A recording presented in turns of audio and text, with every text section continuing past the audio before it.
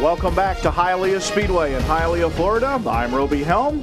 Mark Bishardi alongside, and Bobby Gill joining us in the booth. Doug Rice in the pit area, and we are getting set to roll the cars once again on the front straightaway, as we have had 2 green flags and no laps completed, as we've had 2 incidents on the first lap. So the field lining back up in the starting order. And Mark Bishardi, it looks like everybody involved in the accident up in turn 2 able to continue, except Nevin Jenkins, as he's taken the number 3 car to the pit area. Well, that part is nice to see, but I think we got a few young drivers right now that they're having a little problem on these starts getting used to this racetrack. And Mario Gosselin also involved in a tangle on the first start, and a little bit earlier this afternoon he talked to Doug Rice in the pit area. Mario, 3 races to go. You've inherited, you've taken over the points lead.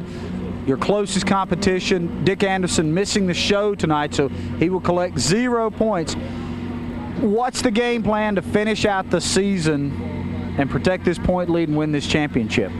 Well, first a little bit on Dick Anderson. It's very unfortunate that that deal had to happen in Toledo. I feel bad for that whole team. They worked hard. We've had some super races all year. I mean, it's just a great man to race with, and we're definitely going to miss him tonight. But as far as everything goes with us and our race team, we're going to focus on finishing these races, these last 3 races. Very important to finish. Put ourselves in position to win, and if we can win, obviously we're going to go for it. But main thing is being in position for the win. And the thoughts of the point leader, Mario Gosselin, in car number 10, the Budweiser Chevrolet, as he gets set for the 3rd green flag start of this event. Again, no laps completed in the books, and they were alluding to Dick Anderson not being in tonight's event, as he was in a crash last night during practice, and Dick was not injured any further than he was at Toledo. He still has the broken ribs and the sprained ankle and all of that, but the car pretty much destroyed and couldn't get the backup car ready to go for this one, and they had a backup car getting some work done up in their shops in Wildwood, Florida. And Bobby Gill not in the event as well. As Bobby told us earlier, he blew 2 engines down here this weekend, but he's graciously enough agreed to join us in the booth and add some insight to the race. And we're also going to be hearing from multi-time Hialeah Speedway champion Bobby Brack, who has also joined us in the booth, and it's going to be interesting to hear his thoughts on this racetrack and all the experience that he has in his helmet bag at this 3rd mile, pretty much flat oval here at Hialeah Speedway. Field getting the 1 to go signal, as we'll be looking for green next time around. Randy Fox on the point in car number 4, Jimmy Cope on the outside in car number 15, and Mark, Jimmy Cope, I think he's got to be ready for it at least this time, as Randy's got the jump on him on the first 2 starts. Well, this will be the 3rd time that he's had the chance, although Randy Fox fired a little bit early. I'd like to ask Bobby a question right now. Is it you more nervous after 2 false starts than you are on the original start? No, not really. I mean, like that time there, Randy didn't fire, so they're not going to let this one go. And that's a tough situation when you don't fire with everybody backed up behind you. Yeah, I mean, Jimmy's stuck there on the outside, and he's got to try to get as much as he can, but that time there, Jimmy got too much of a jump on Randy. And it looked like Jimmy Cope got a little anxious. He was going to show him he could get on the throttle a little bit earlier, too, in the 15 car. So they're regrouping, and we'll look for green this time around, as the field now entering turn 3. And again, Randy Fox picks up that throttle in turn 3, and the green flag comes out. We're racing. Larry Rajero looks to the inside of Jimmy Cope down at turn number 1. Rajero gets sideways and spins. The 3rd time was definitely not a charm, Mark Bishardi. No, and I think we got some damaged race cars down there in turn 1 this time. And there's Daryl Shelnut, one of the favorites in car number 7, his home racetrack, sitting backwards in the speedway up in turn number 1. And you see some of the other cars pulling away from the accident. So I don't see anybody that is left on the racetrack, so it looks like everybody rolling under their own power. And that got started when Larry Rajero tried to make the inside move on Jimmy Cope going into turn number 1, ran out of room, got the car sideways, and then everybody just stacked in behind him. Another one of those Hialeah starts, Bobby Gill. It is. Looking at it there, it looked like the 12 car got back to Larry Rajero and caused him to spin out. And then the 2 guys that's running for the championship, Mike Garvey and Mario Gosselin, they both avoided and spun around. So it's getting, we might get a green here before the night's over with. And we got a replay of this 3rd restart here for the RC Cola 100. Let's take a look and see what happened down there in turn 1 this time. And we're joining it in progress. There you see Larry Raines down the inside, Daryl Shelnut spinning backwards. So we're kind of looking at the tail end of it. There you on the left of your screen, you saw Mike Garvey going down through the grass. And Bobby, one thing about this racetrack is it looks like on a start like this, when you get in trouble like that, if you can get down to the inside and get into grass, you got a lot of room to maneuver down there. Well, you do, but they got ripples all the way around this racetrack, so you can knock a transmission off, or pull in the oil pan, or get a flat tire too. Let's take a look at another angle. There you see Rajero getting sideways. Larry Raines behind him doing a 180, and there's Garvey, as we were just alluding to, getting down in that grass and getting out of the way.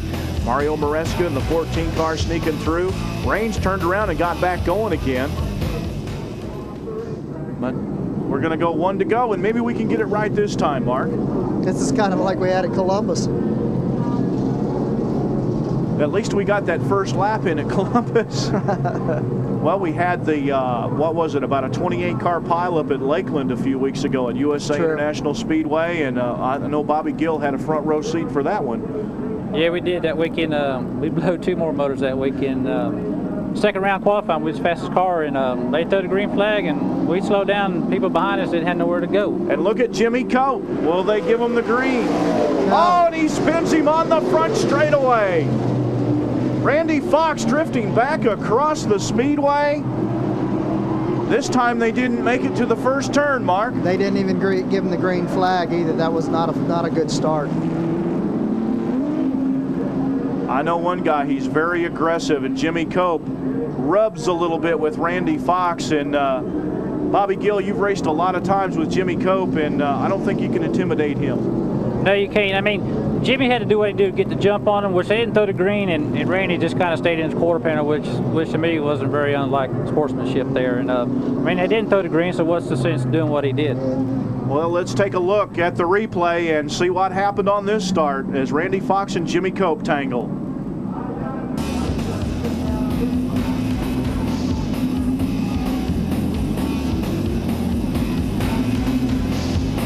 No doubt about it, Bobby. Yeah, I mean, it shows it right there. And I mean, there ain't no sense in that. I mean, they might throw the green yet, and here you've done about tore up half the cars in the field. They might not have enough cars there to finish the race. Well, they're lined back up side by side once again as, I don't know, do you think that we can get this thing started? This will be what, the 5th restart we've had, Mark? I think once we get the first couple laps in, the guys will settle down and we'll see some decent racing. Yeah, once you get the cars lined up, who's going to follow who, then things will be calm. But just getting this first one's going to be here. I think we got a good one going now. Here they come side by side off the corner. A good looking start as they race down into turn number 1. Randy Fox takes the lead. Jimmy Cope hanging tough on the outside. Now Larry Rajero trying to get underneath him down the back straightaway. But Jimmy Cope will out-drag him into turn 3. He'll fall in behind Randy Fox as they race off the 4th turn. And that was the kind of start we expected. And it looks like we have 1 lap in the books. So this one, we've got 1 in the books. Field now stringing out single file very nicely with Randy Fox out in front. Jimmy Cope in the 2nd spot. Larry Rajero running in 3rd. 4th will be Larry Raines. And car number 10, Mario Goslin, holding down the 5th spot. Mario got a good start. Yeah, he did. Garvey, we were just watching him on the back straight. Keith Brack got into him a little bit. Looked like Garvey might have gotten a little loose before Keith hit him. And he lost several car lengths to that lead freight train. As we look back through the field, Steve Christian in the 6th spot. 7th is John Crow.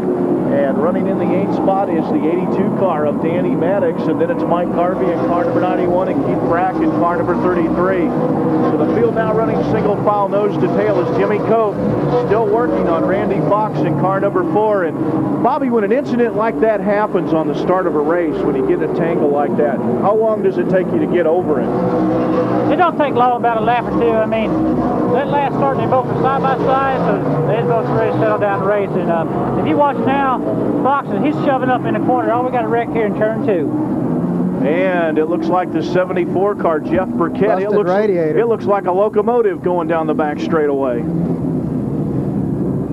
And we do have a car sideways there. You see I the think it's Danny Maddox. steam coming out of the 74 car. And Danny Maddox indeed involved as he was running in the top 10 in car number 82 after starting 8th on the field. So the field now under caution in single file order. So we do have 5 laps in the book. So now the laps do count under caution all the way up until lap number 90. And then we'll have the last 10 laps of this RC Cola 100 for the Hooters Cup late models under green flag conditions. So the field getting sorted out, and Mike Garvey has a problem, the number 91 car. He also blowing steam out of that automobile. And we've got a replay of what happened in turn number 2, so let's take a look at that. And there you see the Maddox car, the 82 car. Garvey gets by on the outside. And there you see Jeff Burkett in his freight train. You see the steam coming out like a locomotive as he goes down the back straightaway. And Bobby Gill, we're seeing some overheating. We're seeing Mike Garvey gone to the pit area, currently 3rd in the point standings, overheating. Do you think that with the temperatures, it was about 79 degrees at race time, do you think one of those incidents earlier might have got the radiator on that car? Yeah, I do. All those cars have been beat up pretty good on these restarts, and Garvey's car has some front end damage on it, so it looked like it might have knocked the air box down and closed the air off getting inside his radiator. So they can go back to the pits and fix that, and we could see Mike back out then? Yeah, because they don't count the cautions here, so you can go in the pits and be 3 laps down, but you'd still be on the lead lap, but you'd have to start the end of the race, and that's a shame for Mike Garvey. And we're going to take a quick break and be back with the restart, so stay with us from Hialeah Speedway in Hialeah, Florida for the RC Cola 100 for the Hooters Cup late models. We'll be right back.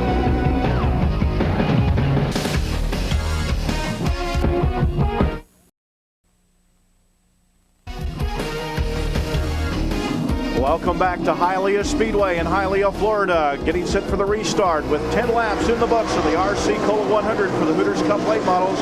Randy Fox leading this 22-car field with Jimmy Cope in the 2nd spot. Larry Rajero in 3rd. Larry Raines in 4th, and Mario Gosselin running 5th. And we've got trouble again in turn number 2. Caution flag is out on the speedway.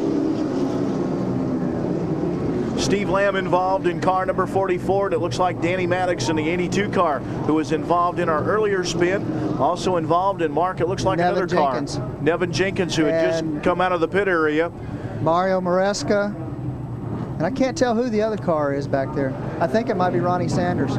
Things seem to happen pretty quick here. Yeah, it does. I mean, the track's real flat, and if you look in turn 2, you can't see it from here, but it kind of banks opposite way here. And I mean, those guys here were in the back there. We didn't really see what happened on that deal. And also joining us in the booth here is a guy that can tell us an awful lot about Hialeah Speedway, and we're going to be talking with him when we come back from this next break. So stay with us, and we will introduce you to many-time champion here at Hialeah Speedway, Bobby Brack, joining Bobby Gill, Mark Bishardi, and myself, Roby Helm, in the booth. So don't go away. We'll be right back with more.